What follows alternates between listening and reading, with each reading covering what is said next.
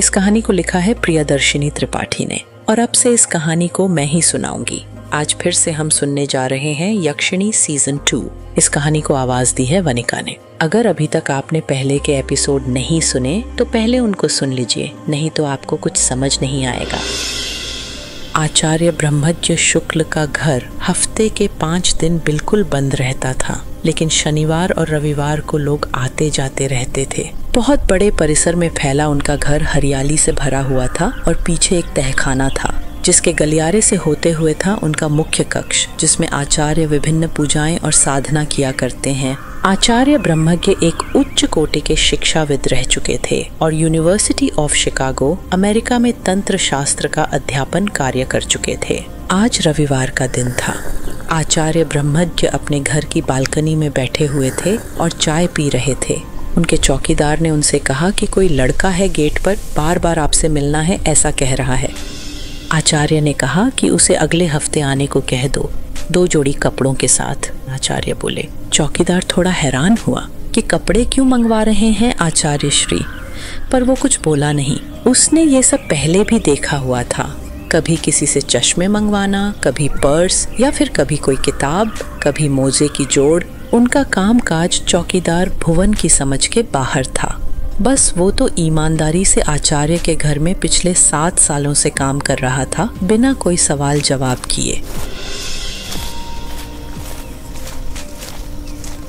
चौकीदार दरवाजे पर आया और लड़के से बोला कि आचार्य श्री आपसे अगले हफ्ते मिलेंगे, 2 जोड़ी कपड़े लेकर आइएगा। लड़का वहां से जाने लगा। यश पीछे मुड़ा तो देखता है तो दरवाजे के पास आचार्य ब्रह्मज्ञ थे। आचार्य ने कहा कि इतना व्यथित होने की आवश्यकता नहीं, अगले हफ्ते तक रुको, उसके पश्चात समस्त प्रश्नों के उत्तर मिलेंगे।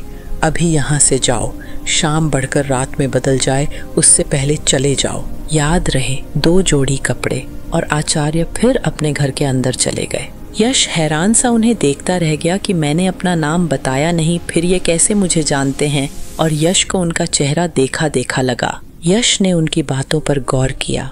शाम बढ़कर रात ना हो जाए तब तक चले जाओ, मतलब रात को उसका बाहर होना सही नहीं है। और यश जल्दी जल्दी दौड़ता हुआ साइकिल के पास आया और तेज साइकिलिंग करता हुआ हॉस्टल पहुंच गया। यश को किसी ने आचार्य के बारे में बताया था कि वो इंसानों के रहस्यमय सवालों और सपनों को सुलझाने में मदद कर सकते हैं। बस इसीलिए अकेला घर पूछता पूछता उनके घर पहुंचा। आचार्य का घर कॉलेज के विपरीत दिशा में 4 किलोमीटर की दूरी पर था। इधर यश 2 जोड़ी कपड़े मंगवाने का कारण नहीं समझ पा रहा था। उधर चौकीदार बहुत अचरज में था और सोच रहा था कि आज आचार्य श्री ने पहली बार किसी को खुद आकर जवाब दिया था, मना करने के बाद भी। उधर रात हो गई थी। यश अर्जुन और अंकित को साथ लेकर समय से मेस में डिनर के लिए आ गया था। तीनों ने खाना खाकर थोड़ा टहलें ऐसा सोचा। मेस से बाहर आकर वहीं के लॉन में टहलने लगे। यश ने सोचा कि इन दोनों को भी आचार्य के बारे में बताऊं, लेकिन फिर वो ये सोचकर रुक गया कि मिलने के बाद ही सब कुछ बताऊंगा। अभी ये लोग मेरा मजाक बनाएंगे कि यश बहुत अंधविश्वासी है। यश के घर की आर्थिक स्थिति ठीक थी, पर वो बहुत संपन्न भी नहीं था। उसके पिता एक सुलझे हुए इंसान थे, लेकिन बच्चों की पढ़ाई लिखाई और अच्छी परवरिश करने में सारा पैसा खर्च हो जाता था। कई बार हाथ थोड़ा तंग करके पैसा खर्च करना पड़ता था। उसके पिता एक सरकारी ऑफिस में बाबू थे और पश्चिम बंगाल के ही निवासी थे। यश के पुरखे कभी उत्तर प्रदेश के रहने वाले थे जो बंगाल में आकर बस गए थे। यश के पिता ने वहीं रहकर अपने घर परिवार को संभाला, लेकिन आर्थिक स्थिति अब और ज्यादा बिगड़ रही थी। एक दिन यश के पापा पैदल ही जब अपने ऑफिस से घर लौट रहे थे, शाम हो चुकी थी, यही कोई 7 बजे होंगे। तब उन्हें ये महसूस हुआ कि कोई उनका पीछा कर रहा है। जैसे ही वो मुड़कर देखते कि कौन है, कोई नहीं था। उनका घर पैदल जाने पर ऑफिस से 10 मिनट की दूरी पर था। फिर से वो चलने लगते तो लगता कि पीछे कोई है। यश के पापा ने रुककर फिर से पीछे देखा तो एक आदमी जो उन्हें देखकर दीवार के पीछे छिप गया था, वो दिखा। दीक्षित जी ने कहा कि कौन है, मेरा पीछा करने की वजह क्या है, ये बाहर निकलो, तुम्हारे सारे दुखों का अंत है मेरे पास। आवाज आई। दीक्षित जी थोड़े अचकचाए कि कौन इस तरह घुमा फिरा के बातें बना रहा है। फिर उन्होंने कहा कि बातें बनाने से कुछ नहीं होगा, या तो बाहर आओ या मेरा पीछा करने की जरूरत नहीं है। और दीवार के पीछे छुपा वो व्यक्ति सामने आ गया। ऊपर से नीचे तक काले रंग के कपड़े पहने वह व्यक्ति एक तांत्रिक था। ललाट पर काले रंग का तिलक लगाए हुए और गले में मालाएं पहनी थीं। बाल जटाओं से बिखरे हुए थे और एक तेज था उसके व्यक्तित्व में जिसमें कहीं न कहीं दीक्षित जी खो से गए थे। तांत्रिक ने कहा कि पैसा खत्म हो रहा है ना दीक्षित महोदय, बच्चों की शिक्षा दीक्षा में खर्च बहुत होता है, मैंने सोचा कुछ सहायता कर दूं आपकी। दीक्षित जी हैरान परेशान से विस्मित दृष्टि से तांत्रिक को देखने लगे और बोले कि ये सब उसे कैसे पता? कौन हो तुम? मेरी रेकी कर रहे हो शायद कुछ दिनों से, तभी सब कुछ जानते हो। सीधे सीधे बताओ वरना पुलिस स्टेशन पहुंचा दूंगा। तांत्रिक ने कहा कि दीक्षित महोदय, आंख बंद करके सारा भेद जान लेते हैं, इसीलिए आपको रोकना पड़ा मार्ग में। तीनों बच्चों को उच्च स्तरीय शिक्षा दिलवाइए, किंतु पहले पर्याप्त राशि का प्रबंध कर लीजिए। दीक्षित जी अब कुछ नर्म हुए पर तांत्रिक की बातों में नहीं आए थे। देखिए, मुझे आपकी किसी मदद की जरूरत नहीं, बहुत धन्यवाद, कृपा कर मेरा रास्ता छोड़ें। और फिर से चलने लगे। लेकिन तांत्रिक का काम तो दीक्षित जी के बिना होना असंभव था, तो कैसे उन्हें जाने देता। वो उनके साथ चलने लगा और बोला, आपका बेटा यश कितने आर्थिक संकटों के बाद भी आपसे कुछ नहीं कहता, वो एक अच्छा सा लैपटॉप नहीं ले सकता। दीक्षित जी ने कहा कि यश को तुम कैसे जानते हो? तुम मेरे बच्चों से दूर रहो और मुझे कोई मदद नहीं चाहिए तुम्हारी, निकलो यहाँ से। दीक्षित जी अब थोड़े रूखे बोले।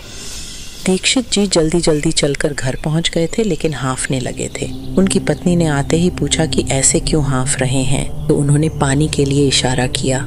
पानी पीकर वहीं कुर्सी पर बैठ गए और कोई बात नहीं है ऐसा कह दिया। रात को डिनर करके सब सोने चले गए थे। दीक्षित जी भी लेट गए, लेकिन उनके दिमाग में सैकड़ों प्रश्न आने जाने लगे। तांत्रिक की बातें घूमने लगीं और अपने पैसों की बढ़ती तंगी का भी ख्याल आने लगा। रात के 9:30 बजे हुए थे। उनके मन में ये विचार आया कि तांत्रिक ने रात के 10 बजे लाल हवेली के पीछे वाले तालाब पर क्यों मिलने बुलाया है। वो अचानक उठकर बैठ गए। उनके मन में अपने बच्चों की छवि घूमने लगी कि कैसे मेरे बच्चे बहुत जरूरी वस्तुओं के अलावा कहीं पैसा नहीं खर्चते, पैसे की दिक्कत चलती रहती है। वो चुपके से उठे और कमरे से निकलकर पीछे वाले दरवाजे से बाहर निकले और अपना स्कूटर स्टार्ट करके लाल हवेली वाले तालाब की ओर निकल गए। इधर तांत्रिक तो पहले ही सारा जाल बिछाए बैठा था। उसे यकीन था कि दीक्षित जी जरूर आएंगे।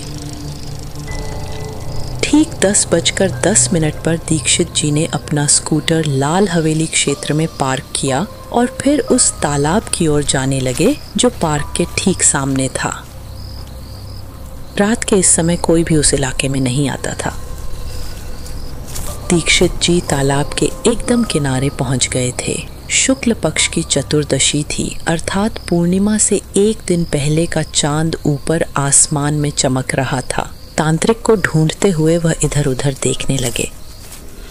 स्वागत है दीक्षित महोदय।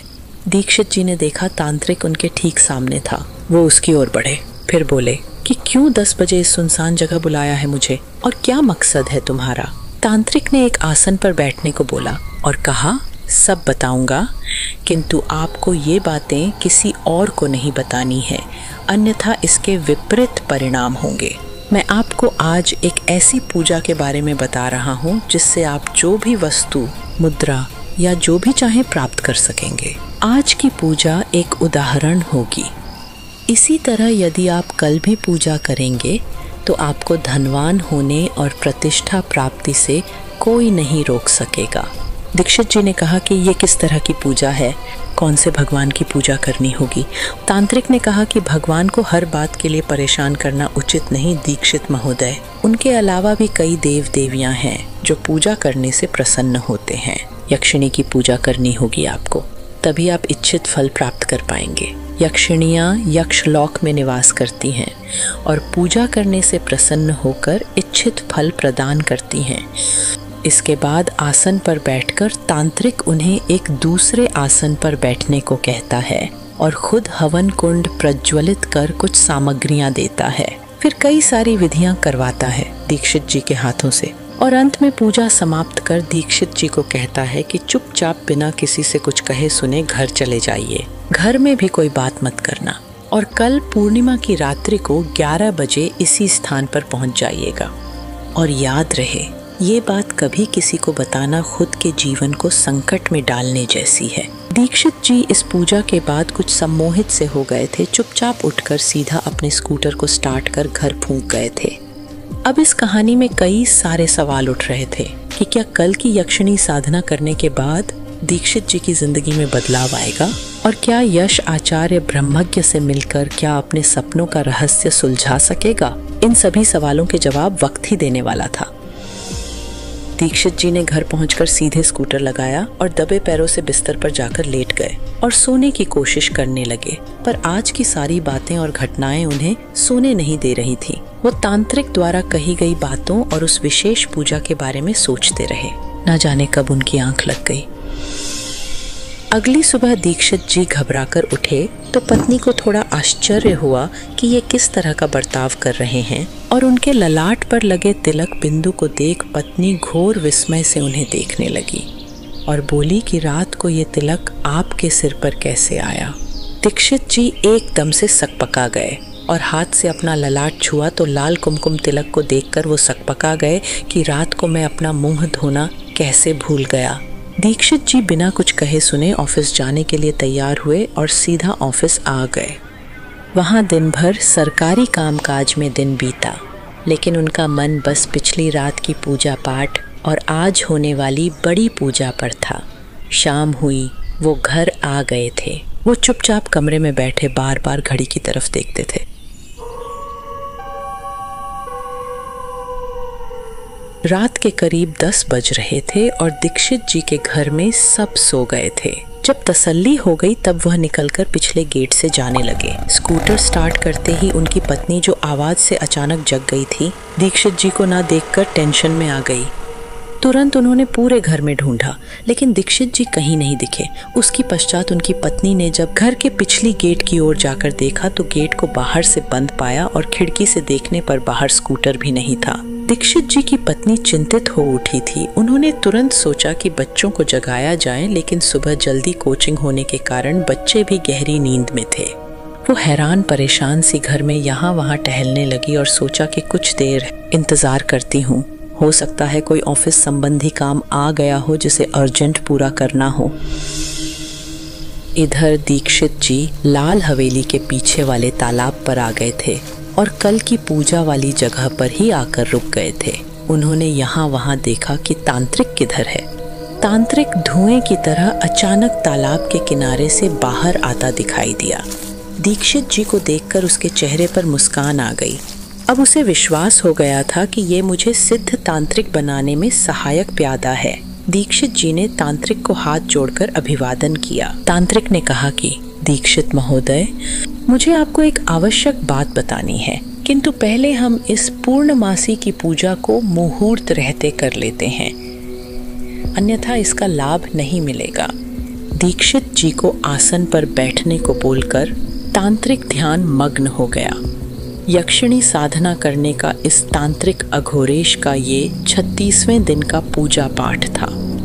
बेचारे दीक्षित जी को अघोरेश केवल खुद की स्वार्थ सिद्धि के लिए इस्तेमाल कर रहा था, वो भी उनकी पैसे की कमी दूर करने का लोभ देकर। उसे तो पुष्य नक्षत्र में जन्मे उनके बड़े बेटे यश से मतलब था, जिसकी आत्मा को खुद के वश में करके अघोरेश यक्षिणी से अपना इच्छित फल प्राप्त करना चाहता था। अगर यश को वो यक्षिणी साधना में लीन होकर अपने वश में करने में सफल हो जाता तो उसे एक अमर और सिद्ध तांत्रिक बनने से कोई रोक नहीं सकता था। वैसे भी बंगाल अपने काले जादू और तंत्र मंत्र में विशेष स्थान रखता था।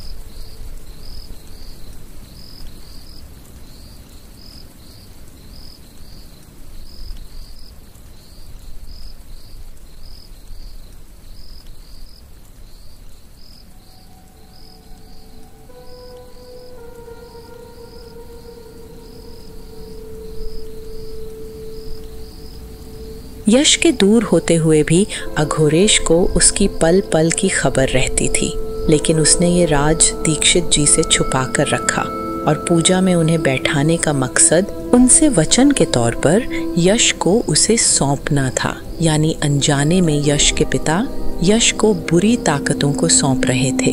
11:20 हो चुके थे और तांत्रिक अपनी साधना में लीन था। पूर्णिमा का सुनहरा चांद ठीक सिर पर था। उसकी आभा देखने लायक थी। दीक्षित जी को केवल आंखें बंद करके बैठने को कहा गया था। रात के ठीक 12 बजे अघोरेश पूरे चांद की रोशनी में यश को अपने वश में करने के पहले कदम पर पहुंचने वाला था। उधर दीक्षित जी की पत्नी पहले से ज्यादा परेशान हो गई थी। उन्हें 1 घंटा हो गया था टेंशन में डूबे। उन्होंने दीक्षित जी के मोबाइल पर फोन किया तो फोन नेटवर्क एरिया से बाहर बताया। अब उन्हें बहुत चिंता होने लगी थी। उन्होंने अपने छोटे बेटे हर्ष का दरवाजा बजाया। हर्ष तुरंत ईयरफोन को निकालकर दरवाजे पर आया तो देखा माँ चिंतित खड़ी थी। हर्ष पूछने लगा कि इतनी रात को क्यों चिंतित हो?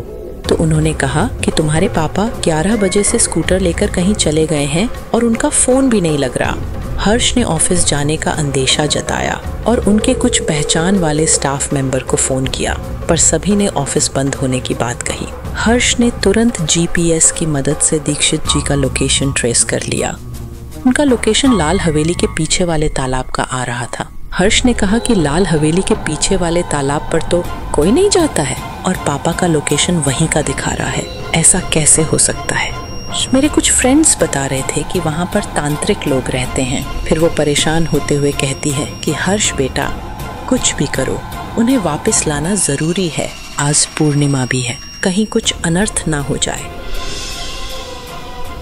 और इधर अघोरेश की आज की पूजा सफल होने ही वाली थी, लेकिन अचानक आए तेज बारिश और आंधी से हवन कुंड प्रभावित होने लगता है और तांत्रिक अघोरेश की पूजन सामग्री, जिसमें कुमकुम, हल्दी और उसका बनाया मंडल, सब तेज हवाओं में उड़ जाते हैं। इस सब के कारण दीक्षित जी आंखें खोल देते हैं और अघोरेश अपनी साधना खंडित जानकर जोर से चिल्लाने लगता है। नहीं नहीं, मेरे 8 सालों का तप ऐसे ही बर्बाद नहीं हो सकता। मैं तुझे नहीं छोड़ूंगा। अगर ये साधना पूरी नहीं हुई तो मैं तुझे भस्म कर दूंगा। इस तरह अघोरेश के बर्ताव को बदला हुआ देखकर दीक्षित जी सदमे में आ गए और आसन से उठ खड़े हुए। उन्हें कुछ कुछ बातें समझ में आने लगी। तुमने मुझसे झूठ कहा कि मेरी मदद करोगे। तुमने मेरे साथ गलत किया। मैं तुम्हें नहीं छोड़ूंगा। तेरा बड़ा बेटा यश, मैं उसको अपने कब्जे में करूंगा। यक्षिणी साधना को सिद्ध करने में मेरा अहम सहायक बनेगा तेरा बेटा। इस तरह की धमकी देकर वो खुद को छुड़ाने का प्रयास करता है कि तभी हर्ष और मिसेस दीक्षित पुलिस लेकर वहां पहुंच जाते हैं। उन्हें देखकर तांत्रिक अघोरेश कुछ मंत्र पढ़कर धुआं सा वातावरण बना देता है और ना जाने कहाँ गायब हो जाता है। सब लोग अपनी आंखें मलते रहते हैं और जब तक धुआं खत्म होता है वहां से अघोरेश लुप्त हो जाता है। पुलिस और दीक्षित जी के परिवारजन उन्हें सकुशल देखकर निश्चिंत होते हैं और पुलिस उन्हें इतनी रात को इस सुनसान इलाके में आने के लिए खरी खोटी सुनाकर वहां से तुरंत जाने के लिए कहती है।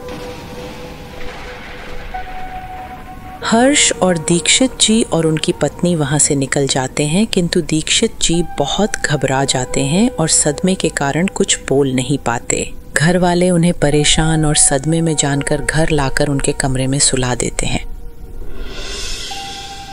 इधर कॉलेज में अंकित, अर्जुन और यश रोज की तरह अपनी पढ़ाई और बाकी कामों में व्यस्त हैं। यश को रात में अजीब अजीब से सपने आते रहते हैं जिनसे वो बहुत परेशान हो उठता है। आचार्य के यहाँ गए उसे 6 दिन बीत चुके थे, पर उनके यहाँ से लौटने के बाद से यश सिर्फ कॉलेज कैंपस में ही रहता था, क्योंकि उन्होंने उसे सावधान और सतर्क रहने को कहा था। अर्जुन और अंकित कई बार कहते कि चल कहीं घूमा जाए, तो यश कुछ न कुछ बहाने बनाकर जाने से मना करता रहता। आखिर 7 दिन पूरे हुए और वो दिन आ ही गया जब उसे आचार्य ब्रह्मज्ञ ने मिलने बुलाया था। यश रविवार के दिन सुबह जल्दी उठकर तैयार हुआ और अपने कमरे में चला गया। वो अर्जुन और अंकित को ये सब अभी नहीं बताना चाहता था, निकलने से पहले उसने अपने 2 जोड़ी कपड़े भी एक बैग में रखे और चुपचाप दोपहर के समय जब सब लड़के अपने कमरों में थे हॉस्टल से बाहर निकल गया। वो जल्दी जल्दी साइकिल चलाकर आचार्य श्री के घर पहुंच गया था। घर के बाहर उतरकर साइकिल पार्क की और बेल बजाई। चौकीदार ने गेट खोला और उसे देखते ही तुरंत पहचान लिया कि ये तो वही 2 जोड़ी कपड़ों वाला लड़का है। उसने यश को अंदर आने को कहा तो यश हैरान सा हुआ और बोला, तो आज आप मुझे नहीं रोकेंगे? हाँ, पिछली बार आया था तो बड़ा ही गुस्से हो रहे थे आप। तुम्हें तो आचार्य श्री ने खुद ही बुलाया है मिलने को, तुम्हें कौन रोकेगा? यश वहां लगी कुर्सी पर बैठ गया और चौकीदार आचार्य श्री को बुलाने जाने लगा। वो तहखाने में जाकर वहां लगी घंटी को बजाकर आ गया। आचार्य श्री उस समय तहखाने के बाद वाले उनके पूजा साधना कक्ष में थे। तकरीबन 5 मिनट बाद एक जवाबी घंटी की आवाज सुनाई दी। चौकीदार ने गेट के पास जाकर बोला, 2 जोड़ी कपड़े वाला कॉलेज का वो लड़का है। कि तभी आचार्य बोले, भेज दो कक्ष में। चौकीदार ने बाहर आकर यश को जाने को कहा।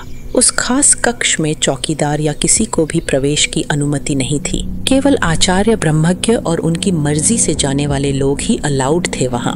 यश को चौकीदार तहखाने तक ले आया और फिर वो तुरंत बाहर निकल गया। यश अकेला उस कक्ष के बाहर खड़ा हुआ था। धीरे धीरे वो कक्ष की ओर बढ़ने लगा और अंधेरे से भरे इस तहखाने से कक्ष में पहुंच गया। कक्ष का गेट खोलते ही नीचे सीढ़ियां दिखी, जहां से नीचे उतरकर वो उस कक्ष में पहुंच गया। पूरे कमरे में अगरबत्तियों की सुगंध भरी थी और धुएं के कारण शुरू में दिखना मुश्किल हो रहा था। यश अपना बैलेंस बनाते हुए सीढ़ियों से बिल्कुल नीचे तल पर पहुंच गया। तभी आवाज आई, तुम्हारा स्वागत है। 4 कदम बाएं की ओर चल के तुम्हारे सामने जो आसन है उस पे बैठ जाओ, जल्दी आओ। तुम्हें कोई सवाल जवाब नहीं करना है। जब तक मैं कुछ न कहूं तुम्हें कुछ नहीं कहना है। आचार्य ब्रह्मज्ञ ने यश के आने के पहले ही सारी पूजा संबंधी तैयारी की हुई थी और उन्हें पहले से पता था कि यश किस समय आएगा। उन्होंने अपनी तंत्र विद्या से सब कुछ जाना हुआ था कि यश की आत्मा को तांत्रिक अघोरेश अपने वश में करके यक्षिणी साधना को पूरा करना चाहता है। इसीलिए तो वो यश को इस सब से बचाना चाहते थे। मंडल की ओर नजरें रखे हुए यश ध्यान से पूजा की विधियों को देख रहा था। महाकाली का स्मरण कर आचार्य ब्रह्मज्ञ ने एक अभिमंत्रित मौली यश के दाईं हाथ में बांध दी। फिर उन कपड़ों को जिन्हें यश लाया था इन पर कुमकुम और चावल का छिड़काव किया। गंगा जल से एक अंजुरी भरकर कपड़ों पर डालते ही उनमें से नीले रंग का धुआं उठने लगा। ये सब देखकर यश हैरान और परेशान हो उठा। तभी मंडल के सामने रखे एक पानी से भरे बड़े बर्तन में हलचल होने लगी। आचार्य ने जैसे ही उसमें गंगा जल डाला वो पानी एक शीशे की तरह चमकने लगा। उसमें एक काले कपड़े पहने हुए आसन पर बैठे तांत्रिक की छवि उभरी, जिसे देखते ही यश डर गया।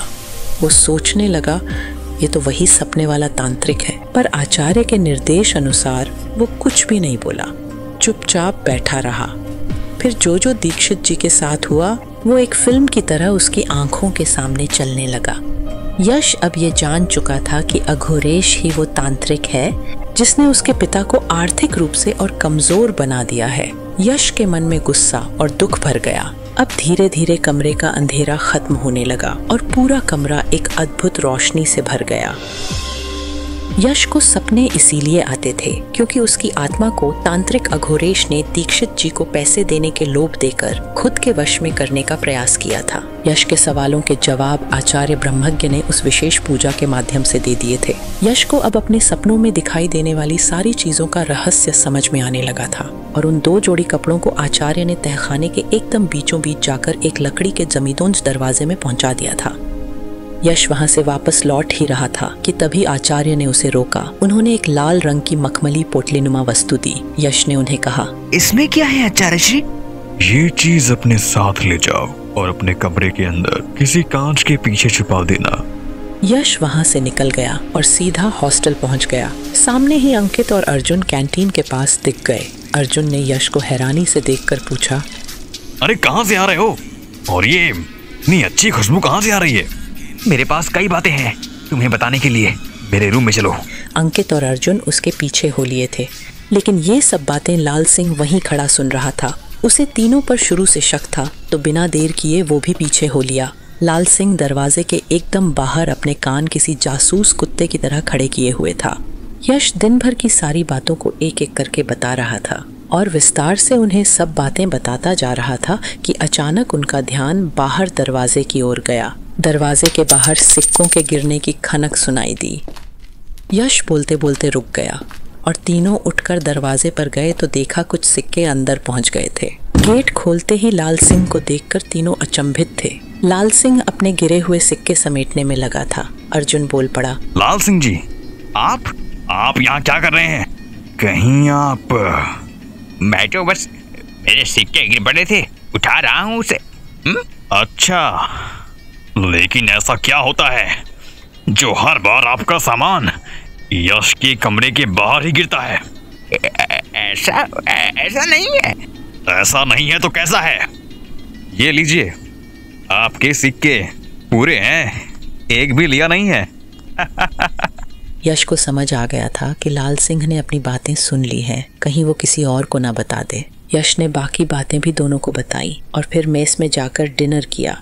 रात हो चुकी थी तो सब सोने चले गए। अर्जुन को यश की बताई बातों में आज बहुत इंटरेस्ट आया था, क्योंकि वो खुद भी आजकल यक्षिणी के बारे में ही पढ़ता था और सर्च करता रहता था। आज फिर अर्जुन ने लैपटॉप में यक्षिणियों के बारे में ही देखना शुरू किया। ये सब बातें उसने अंकित और यश को बिल्कुल नहीं बताई थी कि वो इनके बारे में पढ़ रहा है, वरना दोनों उसका मजाक उड़ाते कि इसे कब से इन फैंटेसी चीजों ने अट्रैक्ट कर लिया है। वहीं दूसरी तरफ अंकित अपने कमरे में बैठा यश की बताई सारी बातों को सोचता रहता है। रात के 12:30 बजे थे घड़ी में। अंकित ने देखा कि बाहर बारिश होने लगी थी। काश मैं ये बाहर जाके देख पाता। अरे ये लाल सिंह कमीना देख ही लेगा। अंकित खिड़की के ठीक पास खड़ा मौसम का लुत्फ ले ही रहा था कि बाउंड्री वॉल के पास 2 चमकती नीली आंखें दिखाई दी। अंकित ने आंखें रगड़ी तो कुछ नहीं था। उसे लगा कोई बिल्ली या जानवर होगा। फिर से उसे लगा कि जैसे वो नीली आंखें आगे की ओर बढ़कर उसी की दिशा में बढ़ रही थी और अचानक उनका आकार बढ़ा और एक दाढ़ी वाले चेहरे में वो आंखें जा मिली और एक डरावनी शक्ल अंकित को खुद की तरफ बढ़ती हुई सी लगी। अंकित घबराकर पीछे बढ़ने लगा और अपने बेड से उसका पैर टकराते ही वो बेड पर गिर पड़ा। अंकित इतना घबरा गया था कि उसका पूरा शरीर पसीने से तरबतर हो गया था। Oh no! इतना डरावना है ये। उसकी आंखों से पूरा चेहरा ही कंप्लीट हो गया था। तीनों को कुछ न कुछ अजीब चीजों से रूबरू होना पड़ रहा था। पहले यश के सपने और आचार्य से भेंट होना, फिर अर्जुन का यक्षिणियों के बारे में रुचि लेना और अब अंकित को बाहर बारिश में अचानक कोई दिखना। ये सब मात्र एक संयोग तो नहीं था, क्योंकि हर घटना के पीछे कोई ना कोई रहस्य अवश्य होता है। व्यक्ति का चेतन मन जो देख और समझ पा रहा है वो केवल सत्य हो ऐसा नहीं है। कई बार मन की गहराइयों के अंतरतम में छुपा अचेतन मन भी व्यक्ति को रहस्यों की सैकड़ों परतों के अंदर धकेल देता है। जीवन के नए अध्याय से जुड़ने वाला था अर्जुन। उसके बुरे से भी बुरे सपने में भी जो उसके साथ नहीं हुआ वो होने को था। अंकित जब सुबह सोकर उठा तो बुखार में तप रहा था। अर्जुन और यश तैयार हुए और सीधे अंकित के कमरे का गेट बजाया। अंकित ने बेड से उठकर दरवाजा खोला तो उसके उदास और थके चेहरे को देखकर दोनों दोस्त परेशान हो गए और यश ने उसका हाथ छुआ तो वो बुखार से गर्म हो रहा था। कॉलेज हॉस्टल में इन्फॉर्म करके तीनों अंकित की स्कूटर लेकर वहीं पास के एक निजी क्लिनिक पर दिखवाकर दवाइयाँ ले आए। डॉक्टर ने इसे परीक्षा का स्ट्रेस बताया और नॉर्मल एंजाइटी। दोपहर का समय था।